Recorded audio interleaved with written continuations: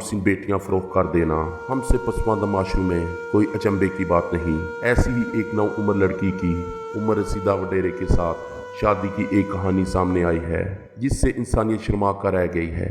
ये बदनसीब लड़की 14 साल की थी जब इस पर गांव के चौधरी का दिल आ गया जो कुंवारी लड़कियां ब्याने का रसिया था।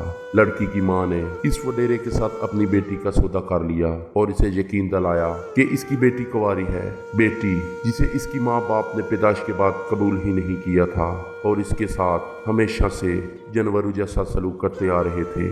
वडेरे के साथ इस सौदे पर अचानक इस पर मोहब्बत नछावर करने लगे।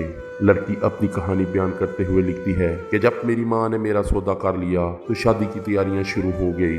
दूल्हा की तरफ से अरूसी जोड़ा और दिगर तहफ़ आने लगे थे। शादी से एक रात की बल मुझे मेहंदी लगाई गई। इन तमाम दिनों में मेरे घर के तमाम फर्द जो तमाम उम्र मुझ पर जुल्म करते आ रहे थे मुझे खाने को इंतहाई कम देते थे, बल्कि अक्सर फाके से रखते थे। अचानक तब्दील हो गए। मैं इनके इस सौदे से आगाह थी, चुनाचा इनके रवैये में आने वाली इस तब्दीली पर दिल ही दिल में हंसी थी। मैंने भी इनसे इंतकाम लेने की ठान ली थी। शादी का दिन आ पहुंचा और मैं बहुत खुश थी, शादी पर नहीं बल्कि इस बात पे कि मेरे इंतकाम लेने की घड़ियां नज़दीक आ रही थी। बारात आई, मुझे सजा सवार कर आंगन में बैठे मेरे दूल्हा के साथ ले जाकर बैठा दिया गया। मुझे नहीं मालूम वहाँ कितना वक्त गुजरा क्योंकि मुझे वक्त का कुछ एहसास ही नहीं रहा था। फिर रुखसती का वक्त आ गया। मेरी माँ मुझे गले लगा कर रो रही थी और मैं अंदर ही अंदर हंस रही थी। दूल्हा के घर पहुंचकर मैं गाड़ी से उतरी तो सामने इसकी बहुत बड़ी हवेली थी। मुझे एक बहुत बड़े गुलाब के फूलों से सजे हुए कमरे में ले जाकर बैठा दिया गया। कुछ वक्त गुजरा और मेरा दूल्हा अंदर आ गया। मैंने इसे देखा, इसकी उम्र 60 साल से ज़्यादा थी। इस वक्त मेरी उम्र सिर्फ 14 साल थी। इसने पी रखी थी। मुझे देखकर इसने कहा कि तुम्हारी माँ ने ठीक कहा था कि तुम बहुत खूबसूरत हो। वो मुझसे ज़्यादा रकम भी मांगती तो मैं वो भी दे देता। तुम मुझे बहुत सस्ती मिल गई हो। वो मेरे करीब आया, मेरे सर से दुपट्टा उतारा, मेरे जेवरात उतारे और फिर मेरे सारे कपड़े उतार दिए।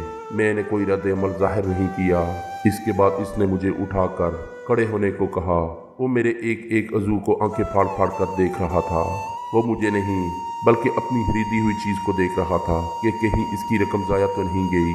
फिर इसने एक झटके से मुझे खींचकर बिस्तर पर गिरा दिया और मेरे ऊपर लेट गया। जैसे ही इसने मेरे साथ मिलाप शुरू किया, इसे मालूम हो गया कि वो जो चीज़ चाह रहा था वो मुझ में नहीं है। मेरा पर्दा बकारत फटने से निकलने वाला खून नहीं निकला था। इस पर वो गुस्से से लाल पीला हो गया। क्यों ना होता, इसकी सारी सरमायाकारी ज़ाया हो रही थी।